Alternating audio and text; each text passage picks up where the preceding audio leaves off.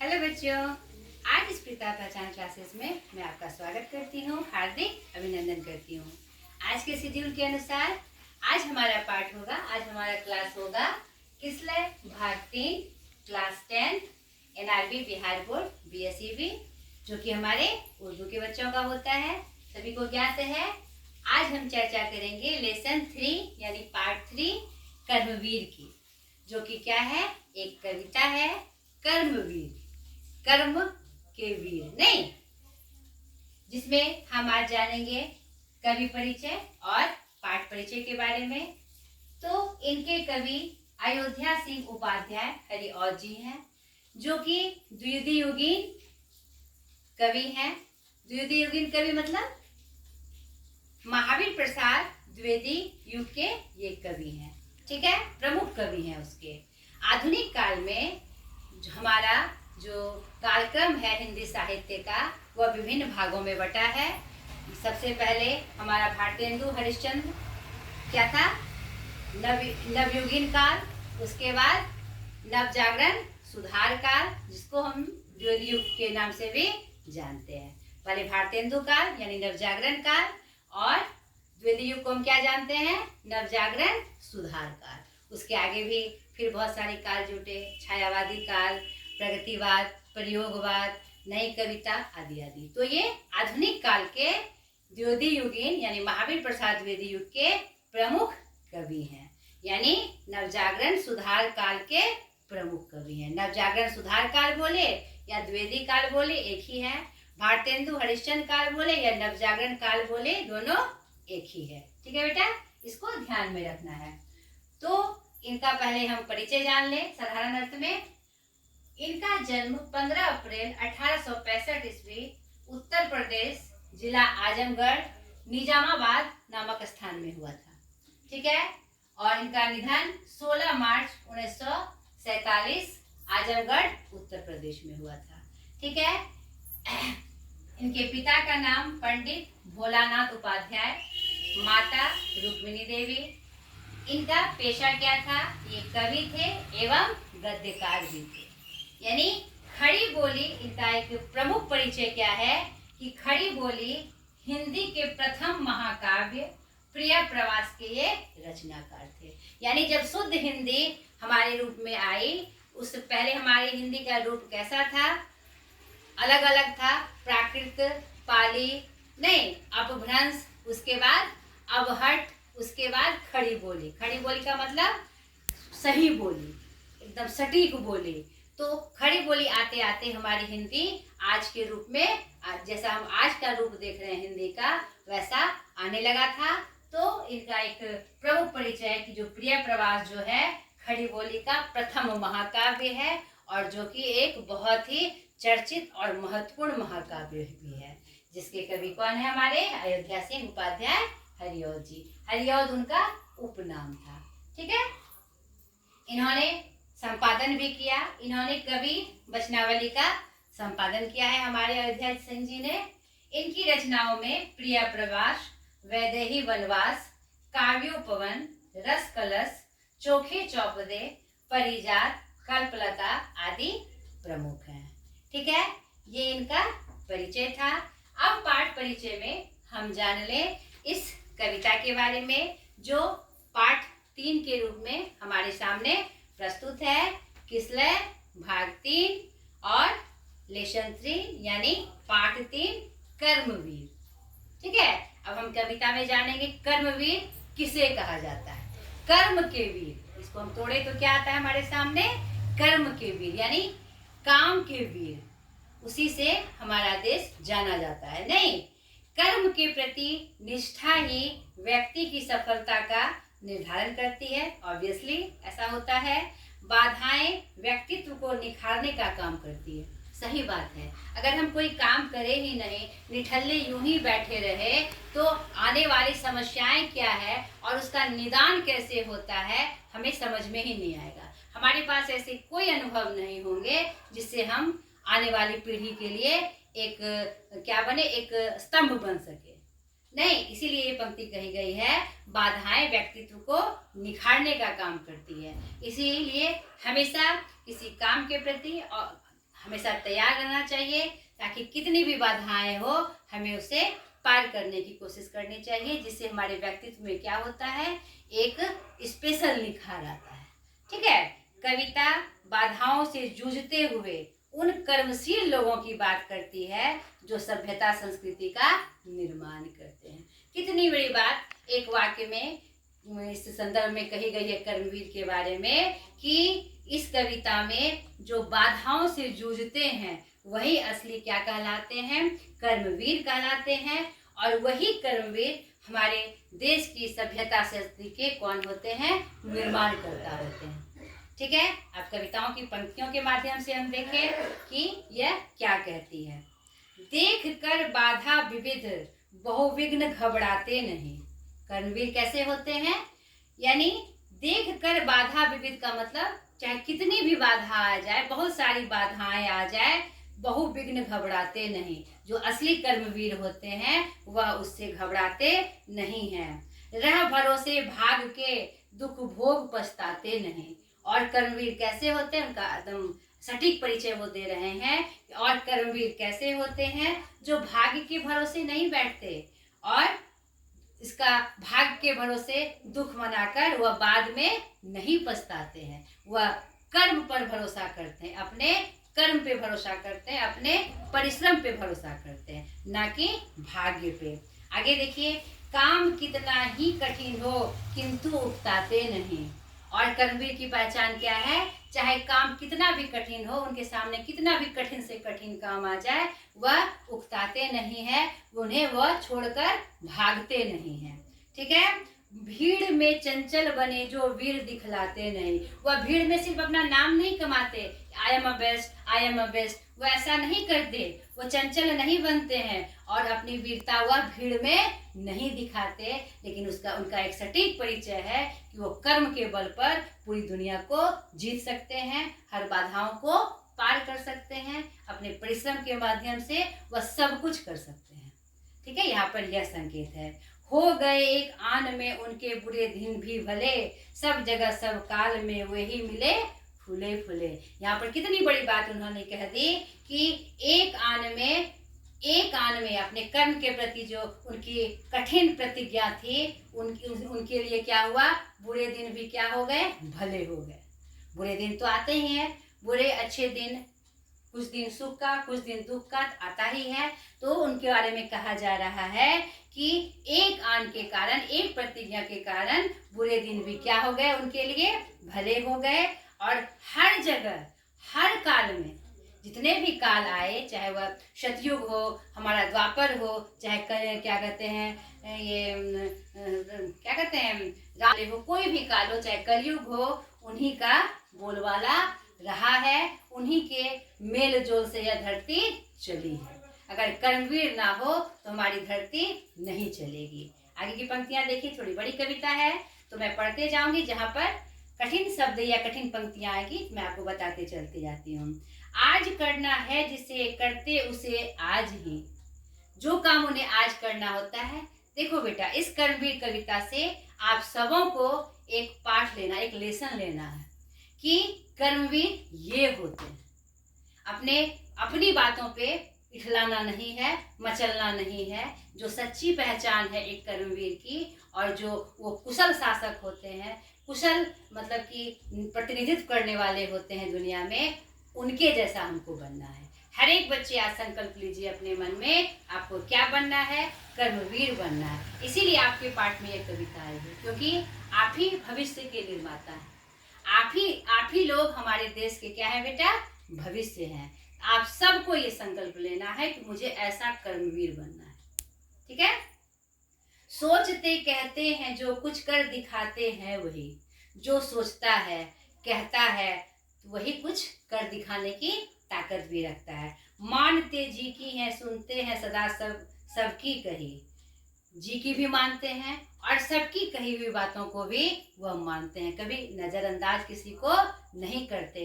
उनके अंदर सबके प्रति क्या होती है, श्रद्धा होती है, सम्मान होती है। जो मदद करते हैं अपने इस जगत में, आप ही इस जगत में अपना मदद वह खुद करते हैं, यानी हर काम के लिए वह खुद ही तत्पर होते हैं, किसी की आशा नहीं देखते, भूल कर वे दूसरों का मुंह कभी ताकते नहीं, कौन ऐसा काम है वो कर जिसे सकते नहीं।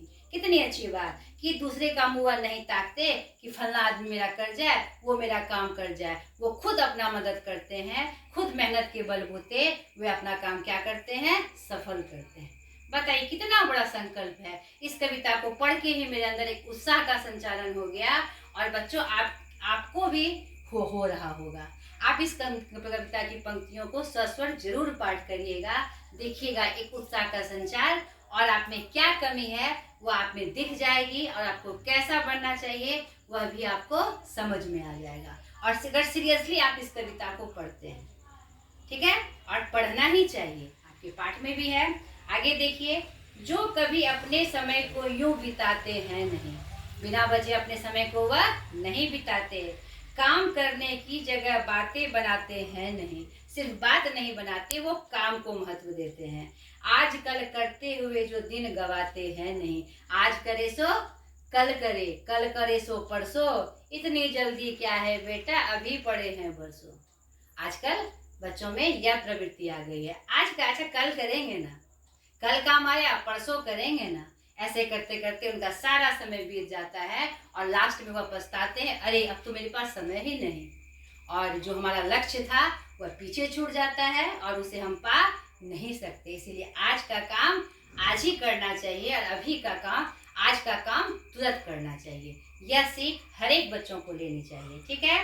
यत्न करने में कभी जो जी चुराते हैं नहीं, किसी भी काम को यत्न करने में, कोई काम अगर उसमें कठिनता भी है तो कोशिश कर, यत्न मतलब कोशिश करके उस काम को वह करने की कोशिश करते हैं, अपना जी नहीं चुराते हैं कि यह मुझसे नहीं होगा, यह मुझे नहीं आता है, ठीक है। बात है वह कौन जो होती नहीं उनके किए, वे नमूना आप बन जाते हैं औरों के लिए। ऐसा कोई चीज नहीं है जो उनके लिए संभव नहीं है, और ये एक समाज के लिए एक दर्शक बन जाते, पथ प्रदर्शक बन जाते हैं खुद ही खुद औरों के लिए, क्योंकि अगर ऐसा कर कर वो अपने आप को श्रेष्ठ के रूप में शामिल करते हैं, बेस्ट के रूप में शामिल करते हैं। आगे देखिए, चिलचिलाती धूप को जो चांदनी देवे बना, चिलचिलाती हुई धूप, कड़ी कड़ी धूप की भी वो परवाह नहीं करते, अगर सामने काम हो तो वह काम में भिड़ जाते हैं, वह कड़कड़ाती धूप को भी क्या बना देते हैं, चांदनी की शीतलता बना देते हैं। उन्हें लगता है काम में इतना मगन हो जाते हैं कि कड़कड़ाती धूप भी उसे चांदनी की शीतलता नजर आती है। काम पड़ने पर करे जो शेर का भी सामना, शेर का सामना करने का मतलब क्या है, कोई भी बाधा आ जाए, शेर क्या, शेर के सामने आने से लोग डरते हैं ना, लेकिन यानी यहाँ पर संकेत क्या है, कितनी भी बड़ी बाधाएं आ जाए लेकिन वह तत्पर रहते हैं उस काम को पूरा करने में। वही क्या होते हैं, असली कर्मवीर होते हैं, जो कि हंस हंस के चबा लेते हैं लोहे का चना। लोहे का चना चबाने का मतलब क्या होता है, कठिन परिस्थितियों को पार करना, यानी कोई भी परिस्थितियां कठिन से कठिन आ जाए उसको अब धीरे धीरे धीरे वह पार कर जाते हैं। हंस हंस के कर्मवीर कौन होते हैं, जो हंस हंस कर हर कठिन कठिनाइयों को, कठिन बाधाओं को भी पार कर जाए। है कठिन कुछ भी नहीं, जिनके है जीवने या ठाना, कोस कितने ही चले पर वे कभी थकते नहीं, कौन सी है गांठ जिसको खोल वे सकते नहीं। वाह, कितनी अच्छी पंक्ति है यहाँ पर अयोध्या सिंह उपाध्याय जी की, जिसने पूरे उत्साह से हमें भर दिया। उनके लिए कुछ भी कठिन नहीं है, क्योंकि उनका संकल्प जो होता है मजबूत होता है। हाँ, आई कैन डू दिस, मैं यह काम कर सकता हूँ, यह मुझसे संभव है, मैं किसी भी परिस्थिति में यह काम कर सकता हूँ। इसीलिए उनके लिए कोई भी काम कठिन नहीं होता है। कोस कितने ही चले पर वे कभी थकते नहीं, कितना भी कर ले वह थकते नहीं है, क्योंकि उनकी मंजिल अभी दूर है, वो मंजिल पे पहुंचकर ही आराम करते हैं। इसलिए कितना भी थक जाए वो चलते रहते हैं मतलब अपना काम करते रहते हैं। ऐसी कौन सी गांठ है, गांठ मतलब कौन सी समस्या है, गांठ मतलब होना मतलब कौन सी ऐसा समस्या है जिसका वो समाधान नहीं कर सकते। ठीक है, आगे की पंक्तियां देखें हम। काम को आरंभ करके यूं नहीं जो छोड़ते, कर्मवीर, असली कर्मवीर कौन होते हैं, जो कोई भी काम स्टार्ट कर देते हैं तो वो बीच में नहीं छोड़ते, चाहे उसमें बाधाएं हो, समस्याएं हो, दिक्कत हो, भारी लग रहा हो, अब हमसे नहीं होगा, ऐसा वो नहीं कहते। वह उसको पूरा करके ही दम लेते हैं। सामना करके नहीं जो भूल कर मुंह मोड़ते, जो गगन के फूल बातों से वृथा नहीं तोड़ते, संपदा मन से करोड़ों की नहीं जो जोड़ते, बन गया हीरा उन्हीं के हाथ से है कार्बन, कांच को करके दिखा देते हैं उज्जवल रतन।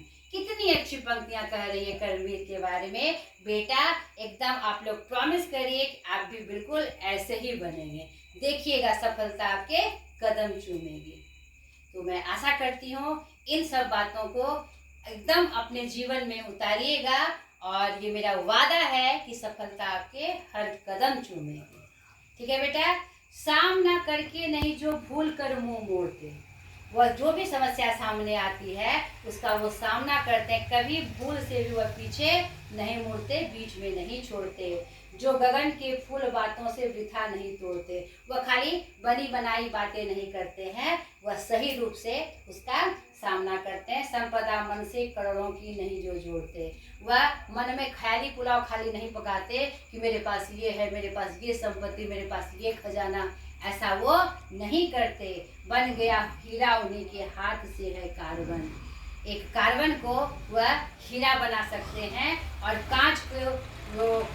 कांच को करके दिखा देते हैं। वो साधारण कांच जिसका कोई मूल्य नहीं है, उसको वह क्या बना सकते हैं, एक उज्जवल रतन बना सकते हैं। रतन मतलब गहना, जो सबसे कीमती होता है, कीमती रतन बना सकते हैं, रत्न बना सकते हैं वो। आगे पंक्तियां देखिए। पर्वतों को काट कर सड़कें बना देते हैं वे, सैकड़ों मरुभूमि में नदियां बहा देते हैं वे। अपने परिश्रम से, अपने कठिन परिश्रम से वह पर्वतों को काट कर भी सड़कें बना देते हैं। आपने एक क्या कहते हैं कहानी जरूर सुनी होगी, जो सड़क काट के, वो थोड़ा नाम याद नहीं आ रहा है मुझे, कौन सी कहानी थी, जिन्होंने सड़क काट कर, पहाड़ को काट कर रास्ता बना दिया। संकल्प मजबूत होना बेटा, तो बड़े बड़े पहाड़ के बीच से भी हम रास्ता बना सकते हैं, जो कि एक सटीक उदाहरण है दशरथ मंजी जी का। नहीं, उनका जो रास्ता था गांव से शहर जाने का, वह दुर्गम पहाड़ों से था, नहीं तो बहुत लंबा घूम के था। तो एक घटना के बाद उनकी पत्नी की जो मृत्यु हो जाती है, तो उन्होंने संकल्प ले लिया कि अब आने वाली पीढ़ी को इस कठिनाई का सामना ना करना पड़े, और उन्होंने पहाड़ खोदकर रास्ता बना दिया, जो कि एक बहुत बड़ा परिचय है कर्मवीर का। अगर कर्म हम ठान ले तो कुछ भी मुश्किल नहीं है। सैकड़ों मरुभूमि में नदियां बहा देते हैं वो। बहुत सारे ऐसे उदाहरण हैं जो मरुभूमि के रूप में बेकार पड़े हुए थे, वहां पर उन्होंने नदियां बहा देने का मतलब है जल का ऐसा साधन उन्होंने अपनाया जिससे कि वह मरुभूमि क्या हो गई, हरी भरी हो गई। गर्भ में जल राशि के बेड़ा चला देते हैं वो, और उन जल राशि का, जल का बड़ा सा भंडार वह मरुभूमि में भी अपनी मेहनत से ला देते हैं। जंगलों में भी महामंगल रचा देते हैं वो ऐसे लोग होते हैं जो अगर जंगल में भी रहे तो वहाँ के भी माहौल को क्या कर देते हैं, खुशनुमा कर देते हैं, खुशहाली से भर देते हैं। भेद नवतल का उन्होंने है बहुत बतला दिया, है उन्होंने ही निकाली ताड़ की सारी क्रिया। कर्मवीर ही है, कर्म के प्रति जो कर्तव्यनिष्ठ ही है, वही किसी भी संभव को क्या बना सकते हैं, असंभव को क्या बना सकते हैं, संभव बना सकते हैं। बहुत सारे ऐसे उदाहरण हैं, बहुत सारे ऐसे लोगों के आपको नाम मिलेंगे। आपके पास मोबाइल है, आप सर्च करके ऐसे ऐसे लोगों का परिचय जानिएगा, आप नोटबुक में उतारिएगा। कितने ऐसे लोग हैं जिन्होंने पैर नहीं रहते हुए भी पहाड़ चढ़ गए, और जहाँ पर क्या कहते हैं क्या ऑक्सीजन की कमी थी, पेड़ लगाकर पूरा ऑक्सीजन की आपूर्ति उन्होंने पेड़ के माध्यमों से करा दी। और भी ऐसे बहुत सारे उदाहरण हैं जो बहुत कठिन थे क्षेत्र विशेष को लेकर, उन्होंने लेकिन उसे संभव बनाया। ठीक है। कार्यस्थल को वे कभी नहीं पूछते वह है कहाँ।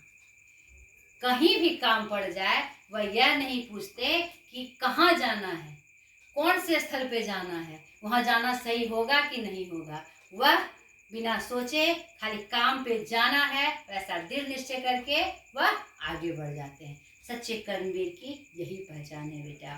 कर दिखाते हैं असंभव को भी संभव वे वहाँ। चाहे कोई भी कार्यस्थल, कितनी भी दुर्गम जगह पे हो, कितने भी कठिन जगह पे हो, वहां पर भी वह काम को सफल बनाते हुए असंभव को भी संभव बनाते हैं। उलझने आकर उन्हें पड़ती है जितने की ही जहां, वे दिखाते हैं नया उत्साह उतना ही वहां। जितनी समस्याएं आती है, जितनी कठिनाइयां आती है, जितने उलझने उसके सामने आती है, धीरे धीरे सबका रास्ता निकालकर वह दुनिया को दिखाते हैं और उतना ही उत्साह उनके अंदर भरता है। यही एक सच्चे कर्मवीर की पहचान है। ठीक है। डाल देते हैं विरोधी सैकड़ों की अड़चने, वे जगह से काम अपना ठीक करते ही टले। हर कितने भी विरोधी, कितने भी अड़चने आए, लेकिन उसे पार कर, उसे ठीक करके, उसे सुगम करके वे अपने रास्ते को क्लियर बना लेते हैं, सही बना लेते हैं। अंतिम की कुछ पंक्तियां हैं। सब तरह से आज जितने देश हैं फूले फले, बुद्धि विद्या धन वैभव के ही जहां डेरे डले। यानी कि सब तरह के जितने भी देश है जो फल फूल रहे हैं, बुद्धि से, विद्या से, धन से, वैभव यानी संपदा से, है जहां डेरे डले, वे बनाने से उन्हीं के बन गए इतने भले। वे किनसे बने हैं? इन कर्मवीर के कारण। अगर कर्मवीर ना होते, कर्म के प्रति एकदम वो एक जैसे नहीं होते, तो फिर ये सब करना संभव नहीं होता, देश उनका आगे नहीं बढ़ता, विकसित राष्ट्र में शामिल नहीं होता। ठीक है। वे सभी हैं हाथ से ऐसे सपूतों के पले, लोग जब ऐसे समय पाकर जन्म लेंगे कभी, देश की और जाति की होगी भलाई भी तभी। तो यहाँ पर अंतिम की पंक्तियों में कह रहे हैं कि ऐसे ही सपूत, ऐसे ही कर्मवीर लोगों की आवश्यकता है। वैसे ही कर्मवीर लोग क्या होंगे? देश की भलाई करेंगे, हर जाति की भलाई करेंगे, क्योंकि वह यह नहीं देखते कि कौन सा काम है और किस लिए करना है, किसके लिए करना है। उनके सामने सिर्फ ये प्रश्न आता है, हाँ काम है और हमें करना है, चाहे वह कितना भी कठिन हो। यह कविता मुझे बहुत अच्छी लगी बेटा, और इसने मुझे बहुत बहुत खुशी भी दी। और एक इस कविता के माध्यम से मैंने पढ़ी थी ये कविता, लेकिन आज आपको पढ़ाने के क्रम में मेरे अंदर जो एक नई स्फूर्ति का संचार हुआ, ये मेरे लिए बहुत बड़ी बात है। तो आपसे भी मैं कोशिश करती हूँ कि आप भी इस पंक्तियों को पढ़ें और इस कविता के भाव को समझें और एक सच्चा कर्मवीर बने, देश के सच्चे देशभक्त बने। ठीक है बेटा, आज मैंने पूरी पंक्तियां, कविता की पूरी व्याख्या मैंने आपको बताई। अगले वीडियो में मैं प्रश्न अभ्यास के साथ हाजिर होंगी। आज तक के लिए इतना ही। बाय। खुश रहिए, मस्त रहिए।